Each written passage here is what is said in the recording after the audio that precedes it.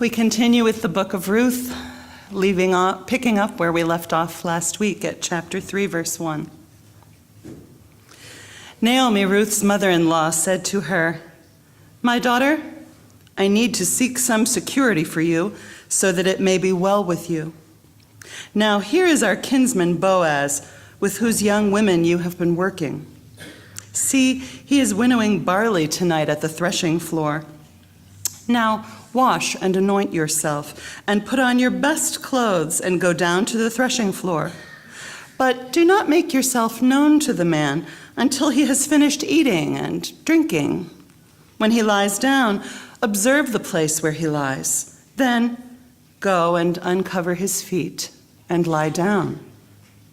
And he will tell you what to do." She said to her, "All that you tell me I will do." So she went down to the threshing floor and did just as her mother-in-law had instructed her. When Boaz had eaten and drunk and he was in a contented mood, he went to lie down at the end of the heap of grain. Then she came stealthily and uncovered his feet and lay down. At midnight, the man was startled and turned over, and there, lying at his feet, was a woman. He said, "Who are you?" And she answered, "I am Ruth, your servant. Spread your cloak over your servant, for you are next of kin." He said, "May you be blessed by the Lord, my daughter. This last instance of your loyalty is better than the first. You have not gone after young men, whether poor or rich. And now, my daughter, do not be afraid. I will do for you all that you ask. For all the assembly of my people know that you are a worthy woman. But now, though it is true that I am a near kinsman, there is another kinsman more closely related than I. Remain this night, and in the morning, if he will act as next of kin for you, good, let him do it. If he is not willing to act as next of kin for you, then as the Lord lives, I will act as next of kin for you. Lie down until the morning." So she lay at his feet until morning, but got up before one person could recognize another, for he said, "It must not be known that the woman came to the threshing floor." Then he said, "Bring the cloak you are wearing and hold it out." So she held it, and he measured out 6 measures of barley and put it on her back. Then he went into the city. She came to her mother-in-law, who said, "How did things go with you, my daughter?" Then she told her all that the man had done for her, saying, "He gave me these 6 measures of barley, for he said, 'Do not go back to your mother-in-law empty-handed.'" She replied, "Wait, my daughter, until you learn how the matter turns out, for the man will not rest, but will settle the matter today." This is the word of the Lord. Thanks be to God.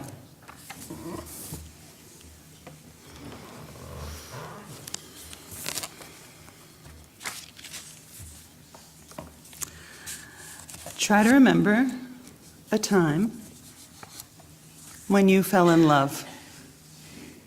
Maybe it was summertime.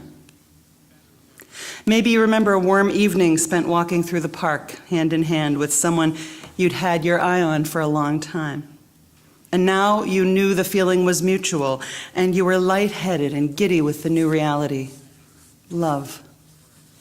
Or maybe you were in an air-conditioned restaurant. A conversation started. "Tell me about yourself." And the next thing you knew, it was 5 hours later, and you regretted the early morning commitment that made you say goodnight before you wanted to. It was love. Or maybe you were watching the one you'd been married to for a long time already, and they were fixing a faucet, and it was a hot day, and it had been a frustrating project, taking longer than planned, requiring a second trip to the hardware store. You brought a cup of ice water, and your eyes met for just a moment, and there it was. You'd still do anything for one another. It's still love. In this morning's passage from the book of Ruth, we're given a window into an intimate moment. But what is it exactly? Is it the moment Ruth and Boaz fall in love? Is it the moment they know they belong together? What exactly happens on the threshing floor? The story is set in motion by Naomi. The mother-in-law and daughter-in-law from different lands, different ethnic groups, different religions have been living in mutual support and commitment in Bethlehem. Their stomachs were empty, but now they are full. It's Maslow's hierarchy of needs. Physiological needs come first, then the need for safety, then connection, love, family, marriage. Explicitly stating that the goal for Ruth must now be marriage, Naomi sends her daughter-in-law, washed and anointed, to the end of harvest celebration, with their kinsman Boaz as the object of Naomi's strategies. Naomi instructs Ruth, go down to the threshing floor, but do not make yourself known to the man until he has finished eating and drinking. When he lies down, observe the place where he lies, then go and uncover his feet and lie down. And he will tell you what to do. There are several ways we can look at this. Maybe what we are seeing is a planned seduction. Ruth is bathed and anointed. She's put on her perfume, taking care as to how she's dressed. Anyone who has been in love knows the ritual of preparing to spend time with the object of your affection. Choosing the right clothes, fussing with your hair, but trying not to fuss too much. This is all very familiar. Where the biblical narrative takes an unexpected jag is what Naomi suggests next. Don't approach him, essentially, until he's drunk and ready to go to sleep. Then lie down next to him. To be very serious, there's a specter hovering over this scene, the ghost of something else entirely. I've stated a couple times over these past 3 weeks that Naomi and Ruth have no options for employment open to them, but that is not true. There is a profession open to them, the oldest profession. And the hint, the threat of prostitution hangs around this scene like an unwelcome guest. And I promise you, anyone hearing this story or reading the scroll back in the time when it was written would have understood this fact very clearly. The actions Naomi urges Ruth to take with the specified goal of obtaining a marriage proposal from Boaz could easily be interpreted as solicitation, with Ruth as the prostitute and Boaz as the client. This is an extremely risky proposition. If you'd like to know all about the significance of the phrase uncover his feet, you can catch me at coffee hour or come to Bible study on Monday at 5. They know all about it. But this is not prostitution. This is not solicitation. Boaz is no client. And in fact, after she follows all Naomi's instructions to her, Ruth stops short. Stopping short, actually. She does not follow Naomi's instructions to wait, to be instructed by Boaz. Instead, she speaks. Boaz says, "Who are you?" And Ruth answers, "I am Ruth, your servant. Spread your cloak over your servant, for you are next of kin." We interrupt the flow of this sermon to bring you a brief piece of background information on that phrase, next of kin. According to the laws of Leviticus and Deuteronomy, close relatives must step up to guard the property rights of the family when there is a death. In this case, Ruth is marriageable, and there is, we learn for the first time right here, property associated with Ruth's dead husband. Property she cannot own outright because she is a woman. Next of kin is a legal designation. It means that Boaz is not only eligible, he's morally required to step forward, to keep the property in the family by marrying Ruth and claiming it. Back to the sermon. Did you notice what just happened in this scene? In this story, supposed to have taken place something like 3,500 years ago, a woman has proposed marriage to a man. Did you notice that happened? God is said to spread a cloak over God's people. Repeatedly throughout Scripture, you can find it in Psalms, you can find it in Ezekiel. In Hebrew, the word is wings. Spread your wings over us. It's a metaphor for complete care and protection, an act of love, an act of nurture. When Ruth asks Boaz to spread his wings over her, she's asking him to care for her, to protect her, to marry her. And she's doing it in language that deliberately ties Boaz's action to God's love as an act of caring and protection. The Hebrew word for this is chesed. It can be translated love or loving kindness or faithfulness. Chesed is the kind of love God has for us. And Boaz's answer? He says, "May you be blessed by the Lord, my daughter." This last instance of your chesed, here translated loyalty, is better than the first. You have not gone after young men, whether poor or rich. And now, my daughter, do not be afraid. I will do for you all that you ask. For all the assembly of my people know that you are a worthy woman. There's that word again, chesed. Love, loving kindness, faithfulness, the kind of love God has for us. And it seems like a good time to notice here, this chapter is usually portrayed as an attempt to get Boaz to save Ruth, and by extension to save Naomi and their family's property and heritage. But here Boaz, with incredible grace and humility and honesty, points out a poignant truth. Ruth is saving him as well. He reveals that he thinks of himself as less worthy, maybe less desirable. He is fully honored. I wonder, do you think maybe the best relationships are the ones in which both parties believe themselves to be the lucky one?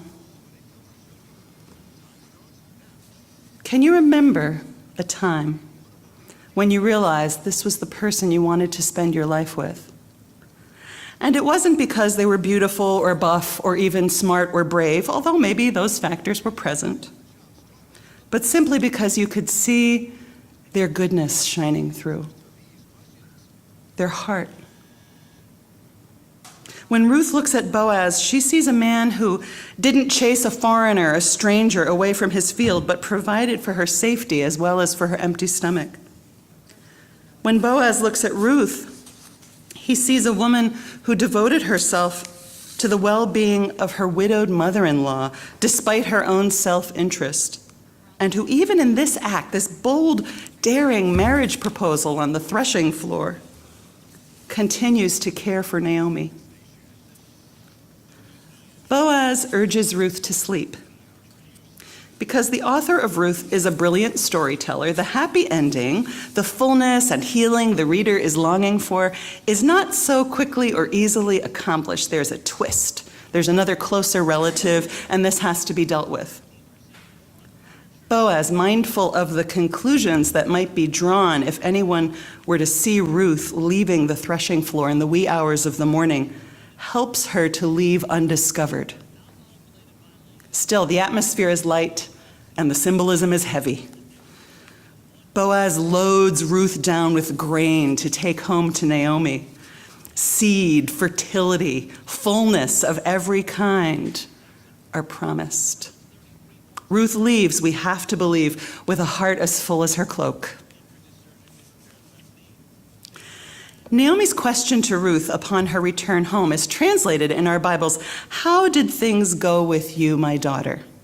But the Hebrew is much more spare and enigmatic. "Who are you, my daughter?" she asks.